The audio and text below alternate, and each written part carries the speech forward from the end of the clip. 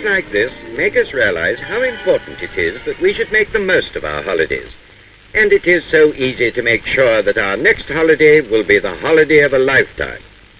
For just across the road is the doorway that opens into summer, into a lazy, sunlit world of glamour and beauty where the smoky bustle of industrial life can be forgotten. A world of purple heather on the wind-swept moors, of majestic mountains and peaceful lawns, of quaint places and romantic scenes. A world of fertile valleys rich with summer harvests, of glaciers creeping through eternity. A world where history has been made and where ordinary people still live out the simple life of their forebears.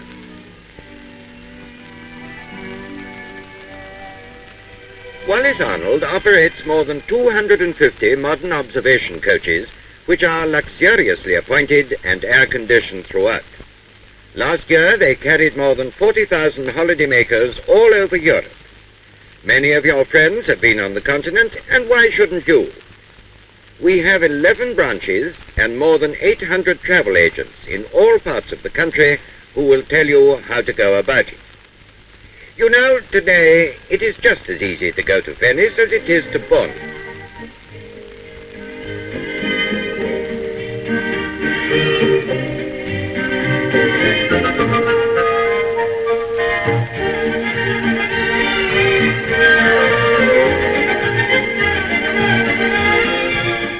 During the holiday season, there are weekly departures to many places on the continent and throughout the British Isles. There, for example, goes an excited party bound for Switzerland. But we'll follow another coach as it speeds across the border country into Scotland. We haven't come here to find the cure for love, so we press on over the lowland hills where less than 200 years ago we should have set foot at our peril. This is Stirling, where the ancient castle once stood guardian of the road to the Highlands. It was here that Mary Queen of Scots gave birth to James VI of Scotland, who later became James I of England. Crossing the banks and braes of Bonnie Doon, we soon reach Dunblane, and there, on its highest point, stands Dunblane Hydro. This fine hotel is a holiday in itself, and it'll be our home for the next 2 nights. One of the delights of a coach touring holiday is that you have nothing to do except enjoy yourself.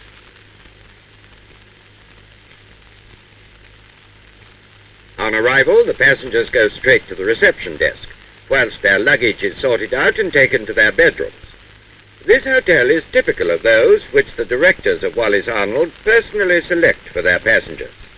You receive the same service and the same courteous attention that you would expect to receive had you booked your own reservation privately. The tour fare is truly all-inclusive. It covers breakfast, luncheon, afternoon tea, late dinner each day, and all tips to hotel staffs. The well-laid-out gardens make Dunblane Hydro one of the showplaces of Scotland. After a first-class meal, we can walk on the terrace in the evening sunshine. The ancient cathedral city of Dunblane, which is really no bigger than many English villages, and the lovely Scottish lowlands lie below us. Tonight, we have quite a family party of tourists who will be leaving Dunblane tomorrow. Coaches will fan out to cover every part of Scotland, but one of these parties will be sadly wending its way home. A photograph will serve to remind them of the friends they have made and the beautiful places they have visited together.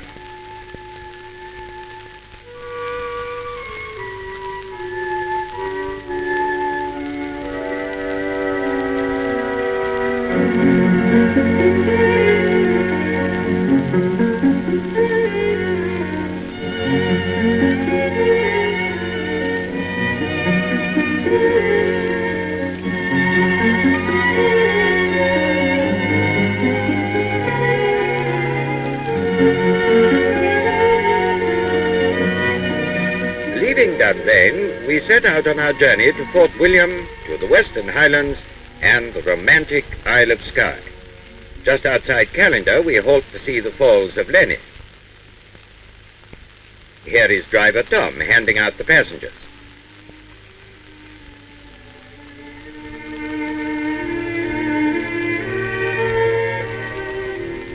What a delight it is to see these trout and salmon rivers fighting their sparkling way down from the snow-tipped mountains.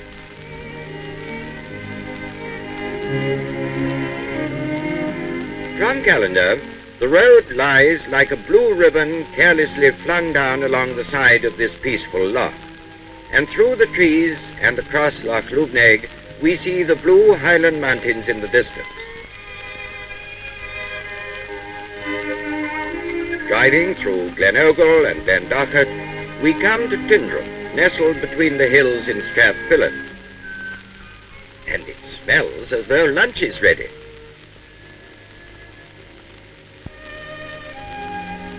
Duly refreshed, we continue our journey up Blackmount and along one of Britain's finest motor roads, across the wild moor of Rannoch to enter the pass of Glencoe.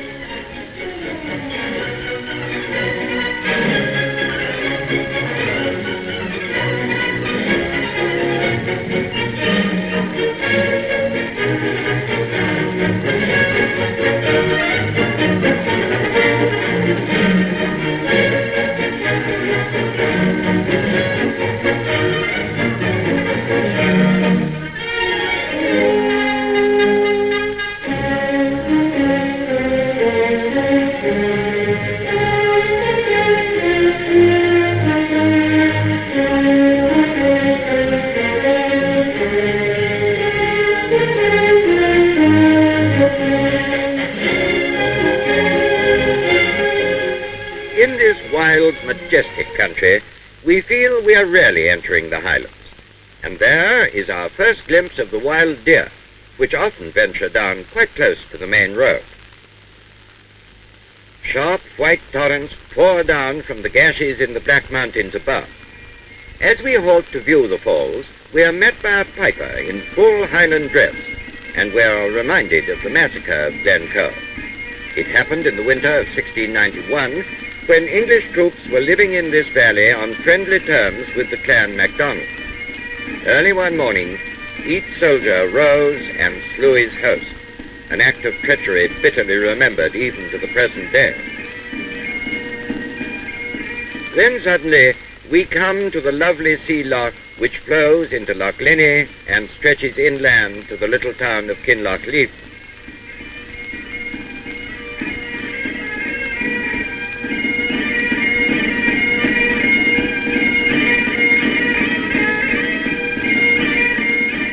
Fort William, our night halt, lies in the great glen which cuts the Scottish Highlands diagonally into two halves from Inverness in the north to Oban in the southwest. Fort William, once a Highland stronghold, is now a holiday centre at the foot of Ben Nevis, the highest mountain in Great Britain.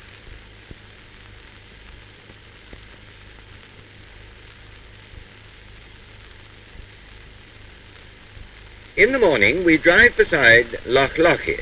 Nearby stands the famous Commando Memorial, a magnificent bronze statue on a high ridge looking out across a vast expanse of wild mountain scenery.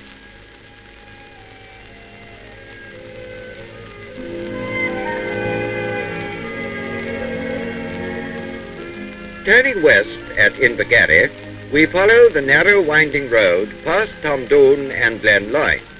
This is the railroad to the Isles, along which we drive westwards through some of the grandest scenery in Europe. As we climb into the mountains, we look back, and there are wonderful views across Glenmore, a vista of colour, such colour as is only to be found in the Scottish Highlands.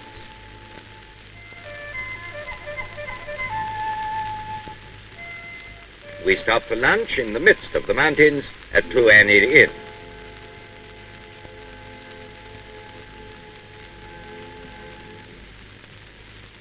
Following Glenshiel towards the sea, we pass the Five Sisters of Kintail and look down on the tumbling river breaking with white foam on its boulder-strewn bed. And surely this must be one of the fairest sights in all Scotland, the lovely castle of Eileen Donan. A few more miles of mountain scenery, winding past Loch Duich, and we arrive at the Kyle of Loch Elch. There is one of the mail steamers which bring the famous hand-woven tweeds from the outer isles.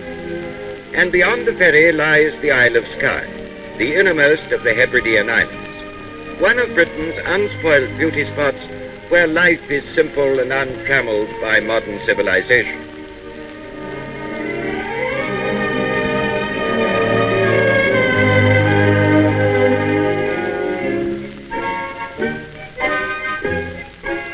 Our party crosses by the ferry to spend a day on Skye. And as we look back across the wash of our tiny craft towards sun-bathed Loch Elch, we leave this tour on its way to Skye and join another Wallis Arnold party on board the Channel steamer crossing to France.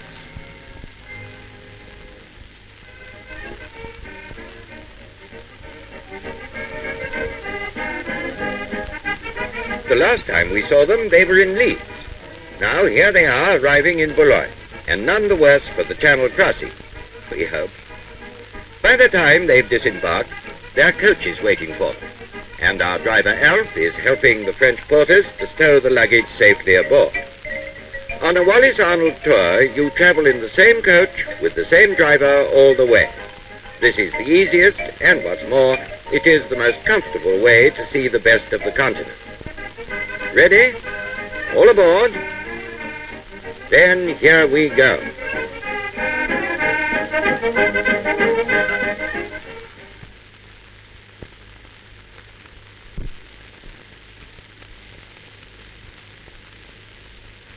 Now, may we introduce you to Miss Laycock, Mary to her friends.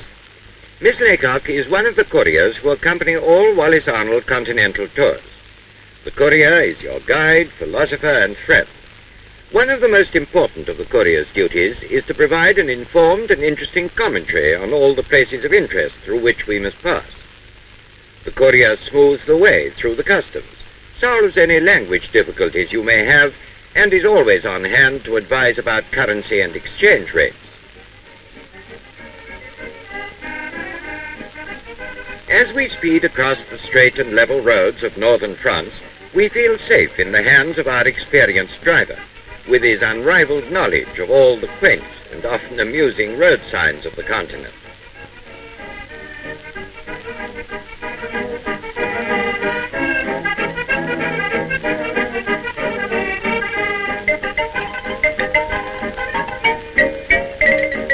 What is Miss Laycock? Well, what's more refreshing than a nice nap after a good lunch?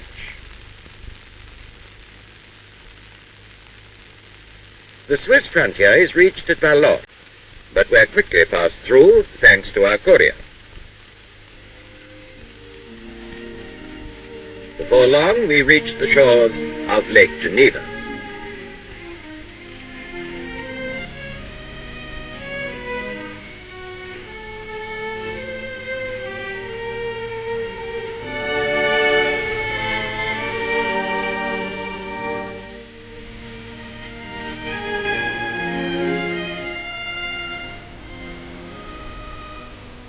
Driving round the lake through Lausanne and Vevey, we come to Montreux, where we shall stay in the Grand Hotel Eden. This is one of the finest hotels in Montreux, almost on the water's edge.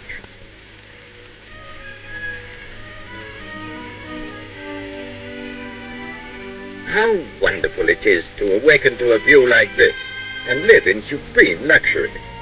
Across the lake, the French Alps lift their snow-capped peaks to the clouds. Today is a free day in Montreux, and this is an opportunity to see the fairy-like castle of Chillon in a picture postcard setting, the delight of artists and photographers.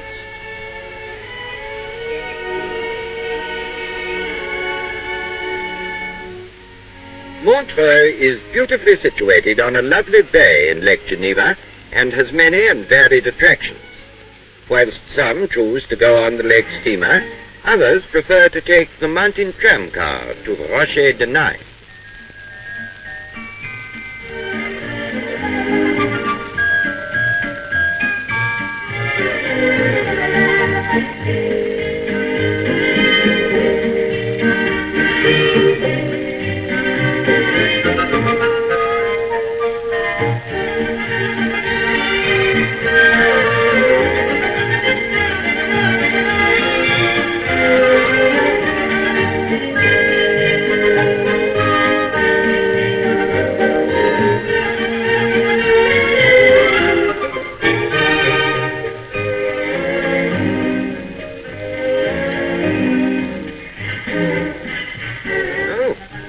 Cheerio, Mary. Are you driving it?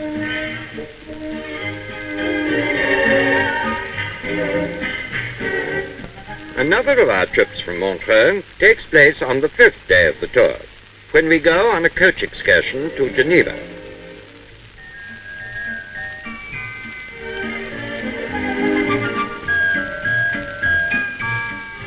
Here we enjoy a meal out of doors at the Perle du Lac, which is the most famous restaurant in Geneva.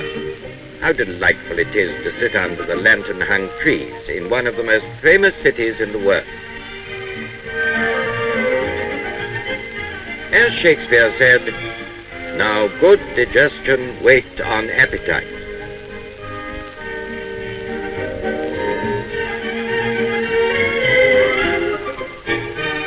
After lunch, the afternoon lies before us, and we can see something of this graceful city with its well-proportioned buildings, wide boulevard, and unrivaled gardens.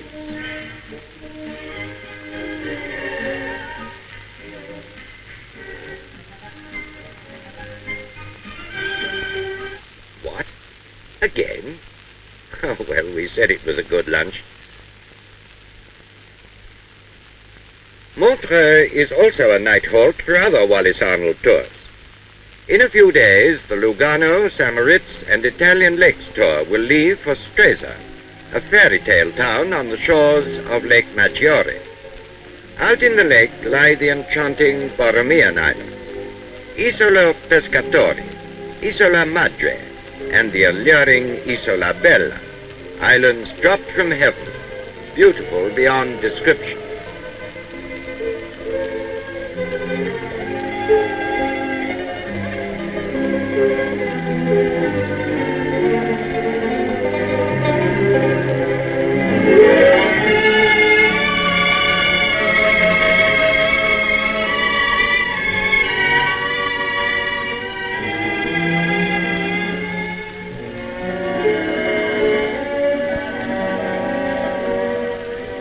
But back to our own party now as it prepares to leave Montreux. On our way to Lucerne, we travel beside Lake Thun.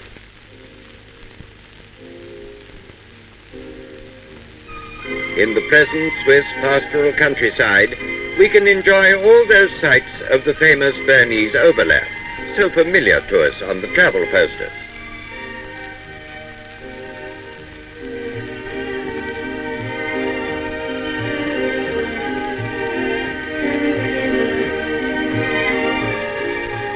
At last we come to Interlaken, the popular resort, where we stop for lunch. Other tours stay longer here, and there's time to sample the various excursions to the neighboring peaks.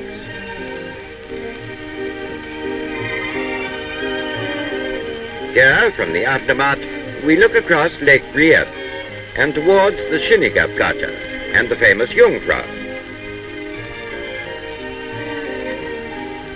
3,000 feet below lies Interlaken, looking like a toy model.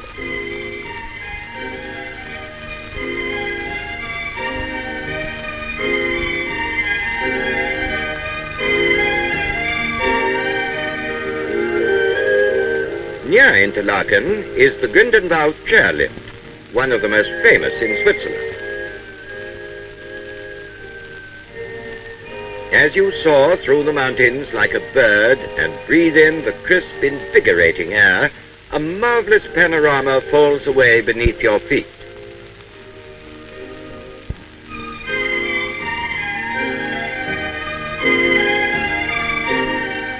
Some people, of course, prefer to do it the hard way.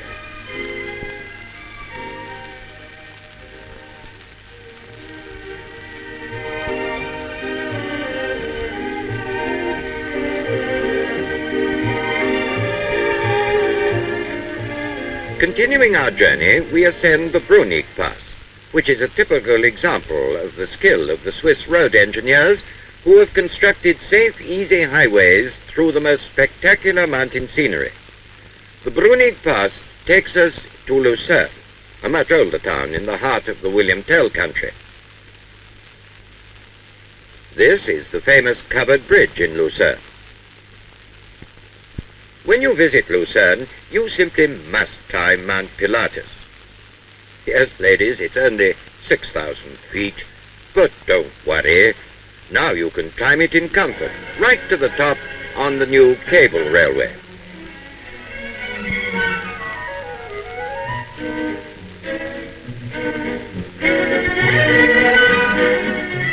Afterwards, the old funicular railway brings you down to the lakeside, and you return in style on the lake steamer.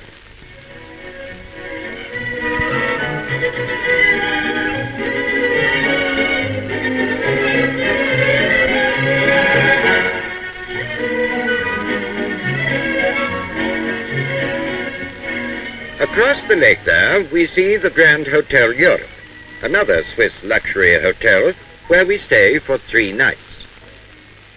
And there, close by, is the famous Lieder.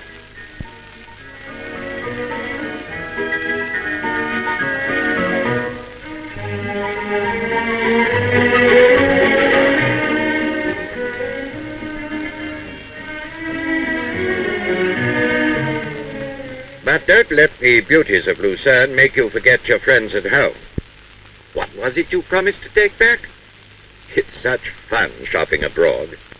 Go on. You go in. You know nearly every Swiss shopkeeper speaks English. Now what do we use for money? What's this one worth? How many sixpences in a franc? No. How many francs in a sixpence? Not that. That's a Belgian one. What's this? Oh, where's Mary?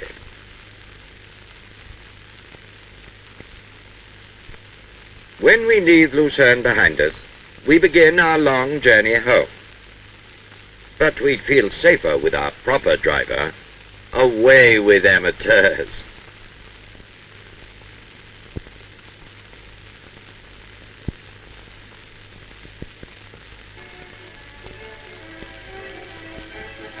And as we travel through the mountains, we realize that Switzerland is indeed a land of contrasts,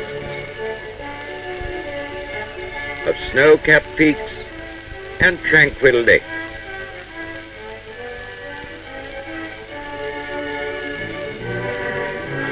of glaciers grinding their slow way through the ages, of pretty alpine flowers that blossom for a day.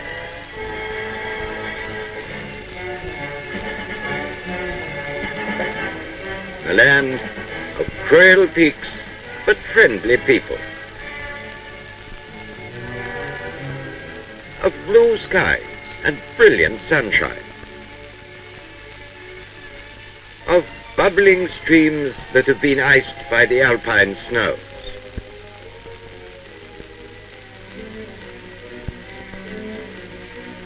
a land of roads that climb and twist and dip,